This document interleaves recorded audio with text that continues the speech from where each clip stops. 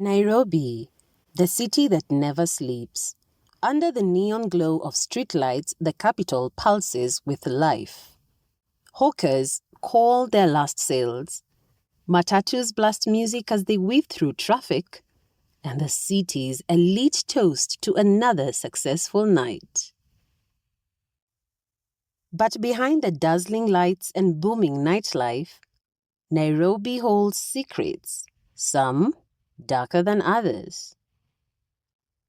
Tonight, a woman walks into a restaurant for a date. By morning, she has vanished without a trace. This isn't just a story. This is a harsh reality. A brutal reminder that too many women suffer in silence, their voices stolen, their futures cut short.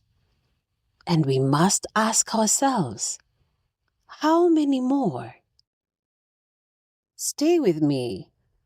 This is a story of Nairobi hustle, where a simple online date turns into a chilling mystery and a call to action against the violence that continues to rob women of their lives. Meet Anita, a young, ambitious woman born and raised in Nairobi, smart, independent, and always on the move. Between long work hours and city life, she rarely has time for romance. That's where dating apps come in. One night, she swipes right on Brian.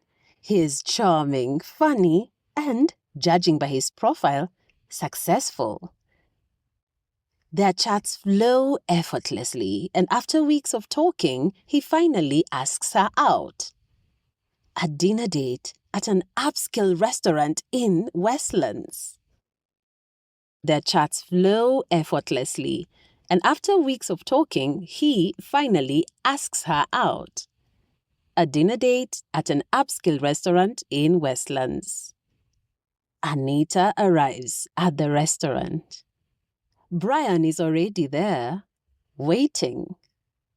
Dressed sharp, polite, and attentive, he seems perfect. But something feels off. He avoids personal questions. He's vague about his job, and most of all, his eyes keep darting to his phone. Is he nervous? Or is there something else at play? As the night unfolds, Anita's unease grows. And then, mid-conversation, Brian excuses himself to take a call. He steps outside. 5 minutes pass. 10. 15. He never returns. Anita, confused and slightly embarrassed, decides to leave. She calls a cab, checks her phone, and notices something strange. Her app has logged her out. Her messages with Brian? Gone. That's when she realizes she left her bag at the table. She rushes back inside, but her table is empty. No bag. No sign of Brian. Even the waiter insists she was sitting alone all along. Panic sets in. She calls her best friend Aisha. Something isn't right, she whispers. And then her phone dies. The next morning, Anita doesn't show up to work. Her phone is off. Aisha calls her repeatedly. Nothing. Alarmed, Aisha goes to the restaurant.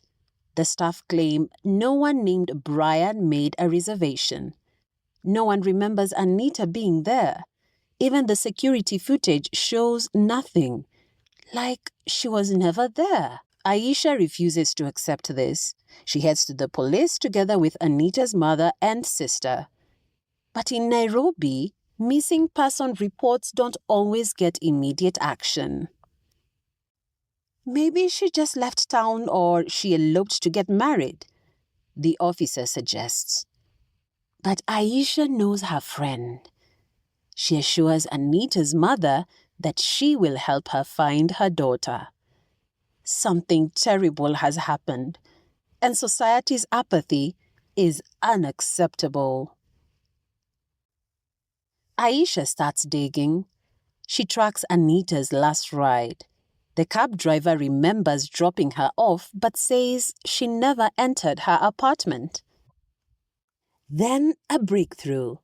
Aisha logs into Anita's email and finds a confirmation email for her date. The name on the reservation? Not Brian. She runs an image search of Brian's profile picture, and what she finds chills her to the bone. The same photo is linked to multiple different names across different dating sites. A known scammer, a ghost, a predator. How many more women have fallen into his trap? How many lives have been lost because society chooses to look away? With the help of a tech-savvy friend, Aisha tracks the last location of Anita's phone. A posh Airbnb in Kilimani. She alerts the police, who finally take action. When they storm the location, they find a dark, empty room. No Anita, no Brian, just a single phone, Anita's, and a note: she was never here. Days turn to weeks, then months. Now 1 year has passed. Anita was never found. Her case joins the growing number of Nairobi disappearances, lost in the noise of a city that moves too fast to care. But we refuse to forget. We refuse to let this be another statistic. Because Anita could have been your sister, your friend, your daughter. And until we stand together, the cycle will continue. Aisha starts an online campaign, warning others about the dangers of online dating scams and speaking out against femicide, because silence is complicity. And in the shadows of the city, the hustle continues. But so does the fight for justice. Because in Nairobi, not everything, or everyone, is what they seem. And too many women are paying the price. Tonight, we remember them. The daughters, the sisters, the friends who walked out their doors full of hope but never returned.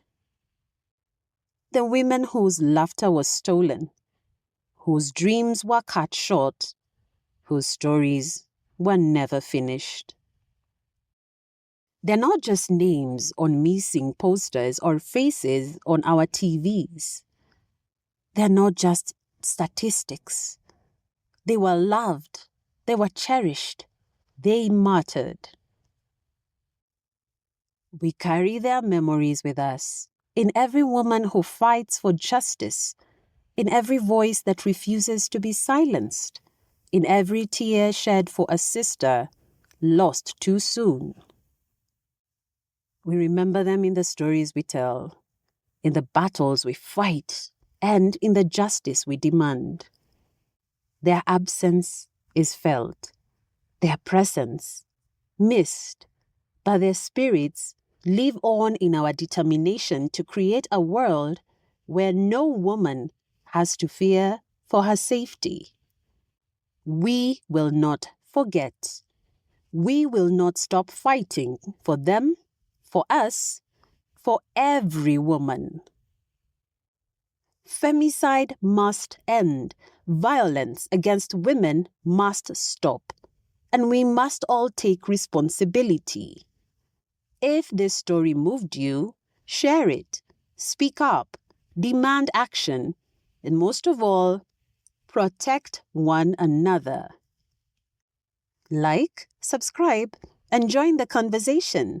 Together, we can make Nairobi and the world safer for women. Would you go on a blind date with someone you met online?